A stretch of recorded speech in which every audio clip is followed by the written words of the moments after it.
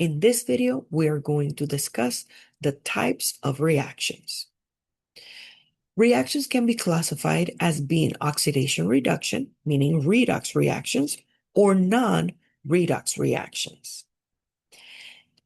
When it comes to the main classification that we will be learning in this class, let's understand that the first families, or the main families, I should say, when it comes to reactions are going to be the following: decomposition, combination, single replacement, combustion, and double replacement reactions. While decompositions and combinations can be both found as redox and non-redox reactions, as you can see in the flowchart, single replacement and combustions are only redox reactions, and double replacements are only non-redox reactions. So let's now explore what is the definition of redox reactions to further understand what's the situation when it comes to these different types of reactions. Redox reactions are defined by the electrons that are going to be gained or lost between the atoms in the reactants. As we saw before, redox stands for oxidation and reduction. And in this reaction, when reduction is occurring, this is going to be a process in which electrons are gained, or hydrogen is accepted, or at times we're going to have a decrease in oxidation number. Oxidation, on the other hand, is going to be the process in which electrons are given up, or hydrogen is lost, or an oxidation number increases. In table 4.1, we have common meanings for the terms oxidation and reduction. And as we move throughout the semester, specifically when we get into organic chemistry, we will see how these definitions actually play out. I want to give you an example of a oxidation reduction reaction. As you can see in the image, corrosion, which basically means that you have something rusting, and in this case, the illustration shows iron, is going to be given by the following chemical equation. We have iron reacting with O2 and forming iron 3 oxide. When it comes to this, the reason why this is an oxidation reduction reaction is because when we look specifically at what is happening, we are combining something with oxygen. And in this case, since iron is combining with oxygen, something is going to be occurring to its oxidation number. So, how do we determine who gets oxidized and who gets reduced? We could do it by looking at oxidation numbers. Oxidation numbers have a specific set of rules, and I'm just going to overall give you some of them so you can see how oxidation and reduction is happening in this particular reaction. When it comes to the rules of oxidation numbers, any atom that is found in elemental form is going to have an oxidation number of 0. So in this reaction, if I write the oxidation numbers, and this is my shorthand for oxidation number, because iron is a solid and is a metal, that means that this part of my chemical reaction is going to have an oxidation number of 0. As I mentioned, atoms that are found in elemental form will have an oxidation number of 0. And since oxygen is diatomic in elemental form, that means that it's also going to have an oxidation number of 0. Next, the charges in an ionic compound is going to equal to the oxidation number of those atoms. So when I look at the chemical formula Fe2O3, this is an ionic compound composed of a metal element and a non-metal element.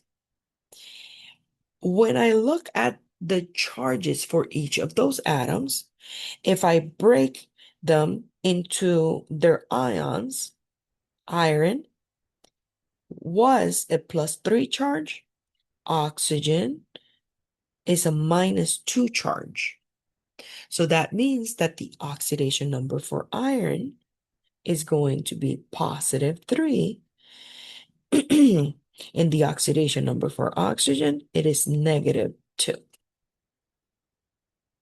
Next, I'm going to look at what is the transition in terms of oxidation number. So we can observe that if I compare what's happening to iron versus oxygen, iron went from an oxidation number of 0 to +3. Oxygen went from an oxidation number of 0 all the way to -2. When I look at the definitions of oxidation and reduction, I can see that oxidation means that I'm going to increase my oxidation number. And we can see here that iron went from 0 all the way to +3. So the oxidation number increased in value. When I look at what's happening to oxygen, reduction states that there's going to be a decrease in the oxidation number. And when I look at oxygen, it went from 0 to -2. So in this chemical reaction, iron is oxidized while oxygen is reduced.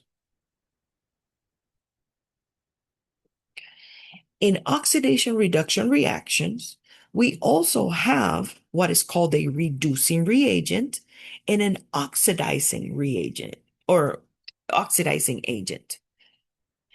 A reducing agent is the substance in a redox reactions that reduces another substance. So the reducing agent gets oxidized. So if we reflect back on the equation that we had here, since iron gets oxidized, specifically, that is going to also be considered our reducing reagent.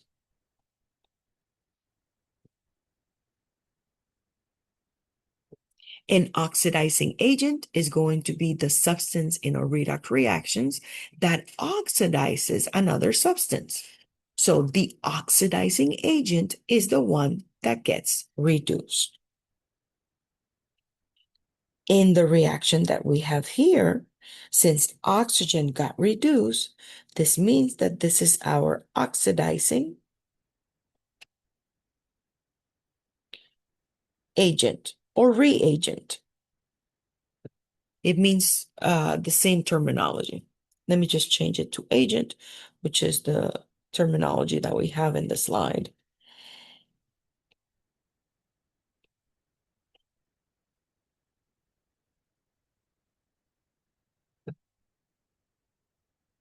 As you can see, overall, in table 4.2 and in figure 4.17, these are just illustrations of the summary of what is happening. While in figure 4.17, we have an example of a biological system that is undergoing oxidation reduction. We will see that into play later in the semester.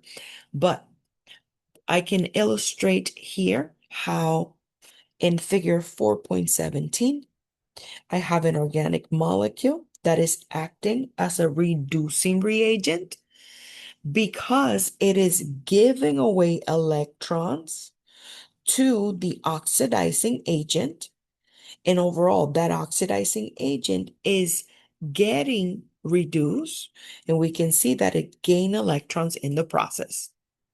Since the reducing reagent lost electrons because it transferred them to the oxidizing agent, it became oxidized.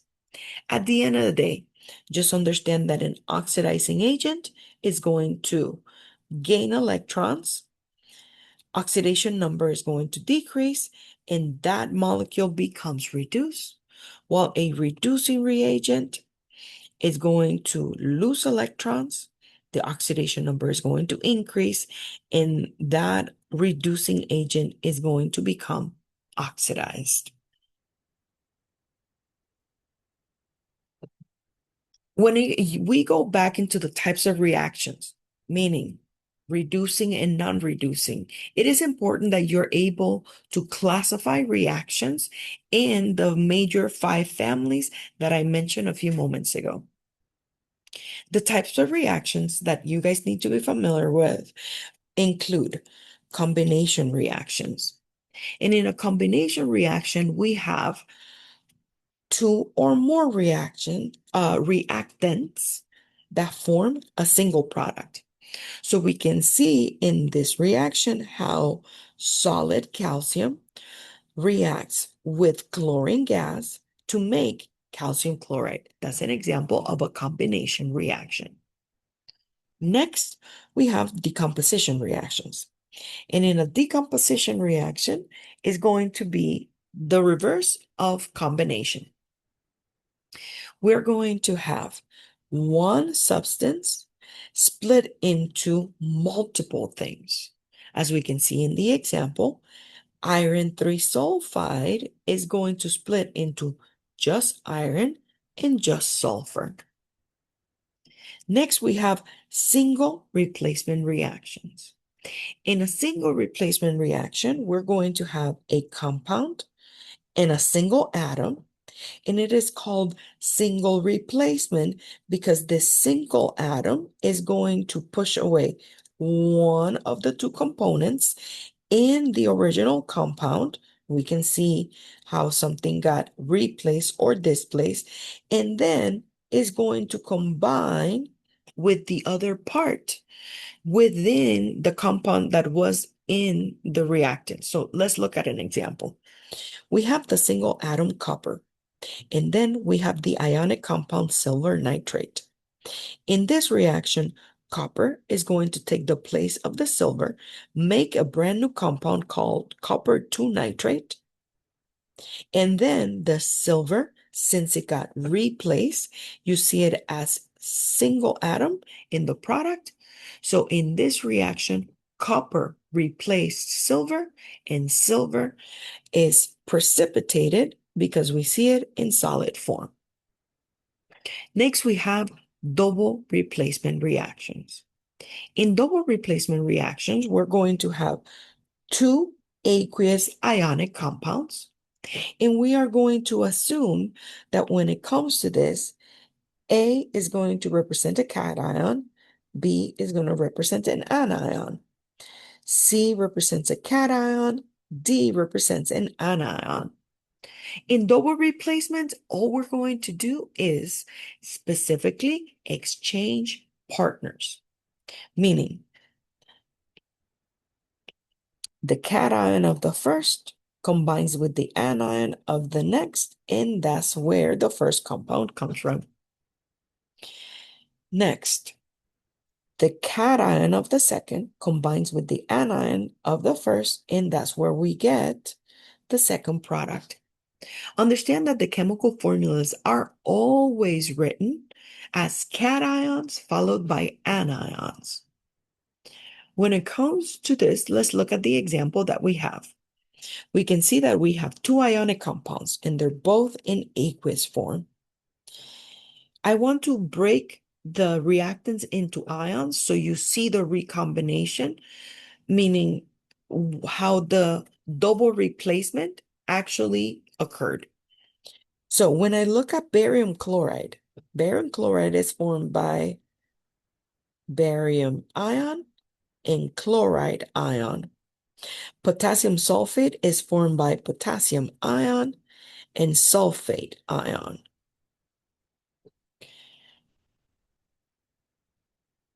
when I see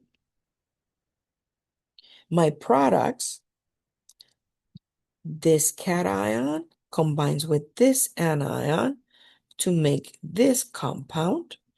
And that chemical formula results from Ba2 plus and SO4 minus 2 combining. And since the charges are opposite from each other, they cancel. And that's why the resulting chemical formula is BaSO4. Next, the second molecule that we had, its cation, is going to form now a new compound with the anion on the first ionic compound. So we have K plus and Cl minus. When they are coming together, the chemical formula KCl is going to result from these two ions forming this compound. You see that states of matter are going to be shown in these double replacement reactions, but it's not until chapter 6 that we're going to learn how do we assign to the products those labels. The last type of reaction that we have is a combustion reaction. In combustion reactions, we can have compounds that have carbon and hydrogen combine with oxygen and make CO2, water, and energy. But let's understand that when it comes to combustion reactions, anytime you have an atom combining with O2, that is also known as a combustion reaction. It happens to be that only combustion reactions that start with molecules that have carbon and hydrogens will produce CO2, water, and energy when combined with O2. Let's do the following practice problems. Like, based on the reaction given, we need to classify it as combination, decomposition, single replacement, double replacement, or combustion. I'm going to do all of the problems in the following slide. We can observe that in example A, I have one substance going into two substances. That means that reaction A is a decomposition.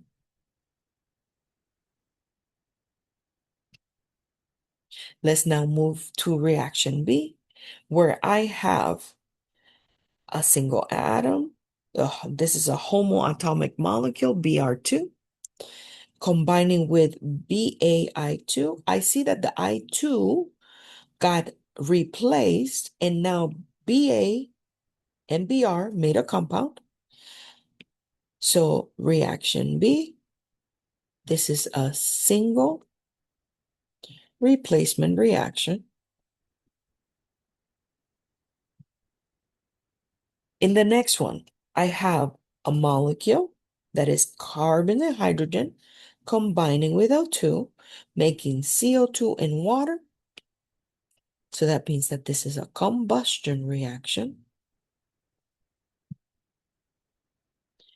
In the next one, I have an ionic compound that is aqueous, another ionic compound that is aqueous, and I can see that in the product, the Ba now is with the CO3, making this compound, and the potassium is with the Cl, making this compound. So the reaction on D, this is a double replacement reaction. And lastly, I have Pb combining with O2 to make a single product. This is known as a combination. In other words, a synthesis reaction. Understand that letter E could also be considered a combustion reaction simply by the fact that we have something combining with O2.